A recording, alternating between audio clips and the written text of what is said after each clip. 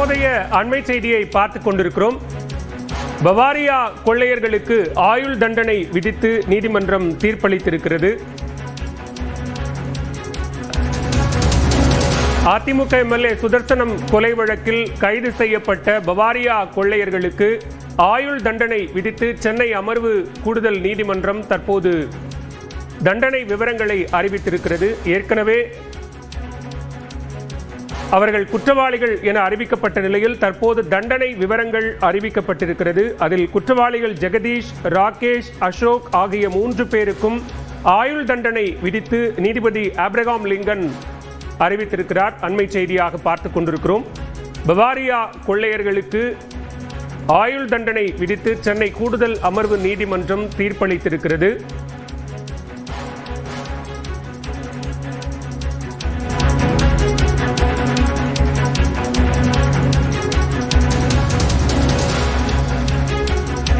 குற்றவாளிகள் ஜெகதீஷ், ராகேஷ், அசோக் ஆகிய 3 பேருக்கும் ஆயுள் தண்டனை விதித்து சென்னை கூடுதல் அமர்வு நீதிமன்ற நீதிபதி ஆப்ரகாம் லிங்கன் தீர்ப்பு வழங்கி இருக்கிறார். அண்மை செய்தியாக பார்த்துக் கொண்டிருக்கிறோம். ஏற்கனவே இவர்கள் குற்றவாளிகள் என உறுதி செய்யப்பட்ட நிலையில் தண்டனை விவரம் அறிவிக்கப்படும் என்று கூறப்பட்டிருந்தது.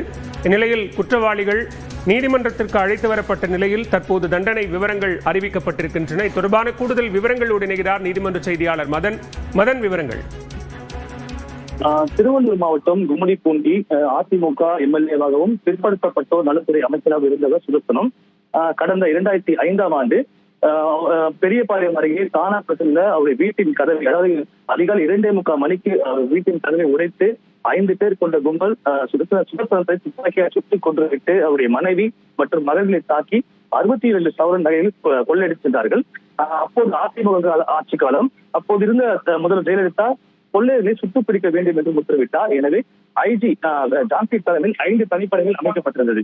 மிக தீவிரமாக செயல்பட தனிப்படை 1 மாதத்திற்குள்ளாக அந்த கொள்ளையர்கள் யார் என்றும் கண்டுபிடித்தது. முக்கிய குற்றவாளியை பிப்ரவரி 1ஆம் தேதி கைது செய்யப்பட்டார். அதே போல தொடர் துப்பு துலக்கி மார்ச் மாதத்தில் ஹரியானா, ராஜஸ்தான் மாநிலத்தை சேர்ந்த பவாரியா கொள்ளையர்கள் கைது செய்யப்பட்டார்கள். செப்டம்பரில் 2 பேர் வடமாநிலத்தில் என்கவுண்டர் செய்யப்பட்டார்கள். இந்த வழக்கை பொறுத்த வரைக்கும் தனிப்படை போலீசார் 32 பேர் மீது வழக்கு பதிவு செய்தார்கள். இவர்களில் ஹரியானா மாநிலத்தை சேர்ந்த ஓம் பிரகாஷ் மற்றும் சகோதரர் 2 பேர், ஜெகதீஷ் உள்ளிட்ட 9 பேர் கைது செய்யப்பட்டார்கள். இதில் ஜாமீன் பெற்று 3 பெண்கள் தலைமறைவாகிவிட்டார்கள். தற்போது கைது செய்யப்பட்ட ஓம் பிரகாஷ் பவாரியா உட்பட அவருடைய சகோதரர் 2 பேருமே சிறையிலே இறந்துவிட்டார்கள். தற்போது மீதமுள்ள ஜெகதீஷ், ராகேஷ், அசோக் மற்றும் சிங் ஆகிய 4 பேர் முற்றிலும் இருந்த நிலையில் அவர்களுக்கு எதிரான வழக்கு தான் தற்போது சென்னை மாவட்ட ஆட்சியர் அலுவலகத்தில் உள்ள அந்த வழக்கில் கூடுதல் அமர்வு நீதிமன்றத்தில் விசாரணை நடைபெற்று வந்தது. இந்த வழக்கை நீதிபதி ஆப்ரகாம் லிங்கன் விசாரித்து வந்தார்.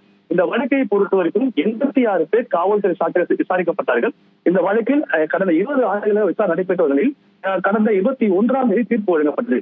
அதன்படி அந்த 3 குற்றவாளிகள், முக்கிய குற்றவாளிகளான ஜெகதீஷ், ராகேஷ் மற்றும் அசோக் ஆகியோர் குற்றவாளிகள் என்று கடந்த முறை தீர்ப்பு வழங்கப்பட்டது. அதே போல இவர்களுக்கான தண்டனை விவரம் இன்றைய தினம் வழங்கப்படும் என்று தெரிவிக்கப்பட்டது.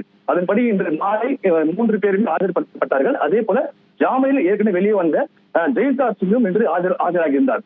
தற்போது இந்த வழக்கில் தீர்ப்பு வாசித்த நீதிபதி ஆப்ரகாம் லிங்கன் இந்த வழக்கில் குற்றம் சாட்டப்பட்ட ஜெகதீஷ், ராகேஷ் மற்றும் அசோக் ஆகியோர் குற்றவாளிகள் என்றும் இவர்களுக்கு ஆயுள் விதிப்பதாக தெரிவித்தார். அது மட்டும் இல்லாமல் இவர்கள் கீழே பதிவுபட்ட அந்த செக்ஷன் பொறுத்த வரைக்கும் ஒவ்வொரு செக்ஷனுக்கான அந்த தண்டனை விவரம் தற்போது வழங்கப்பட்டது. அதன்படி ஒவ்வொரு தண்டனையும் ஒன்று முடிந்த பிறகு இன்னொன்று மீண்டும் அனுபவிக்க வேண்டும் என்ற வகையில் தற்போது இந்த ஒரு வழக்கில் தீர்ப்பு வழங்கப்பட்டது.